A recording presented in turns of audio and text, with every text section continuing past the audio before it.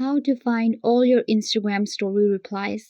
Hi guys, welcome back. Today I will show you how you can find all of your replies on your Instagram story. So let's start.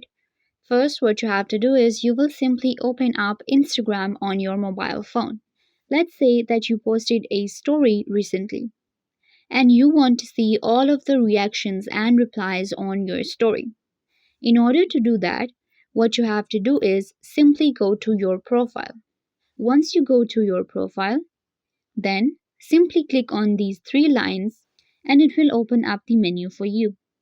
Here we have settings, archive, your activity, QR code and more.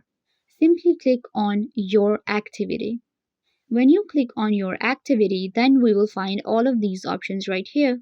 Time spent, photos and videos, interactions, account history, and more. Simply click on interaction. When you click on interaction, now we have comments, likes, and story replies. When you click on story replies, you will be able to find all of your story replies right here. And you will be able to see that who reacted to your story and what your friends have to say.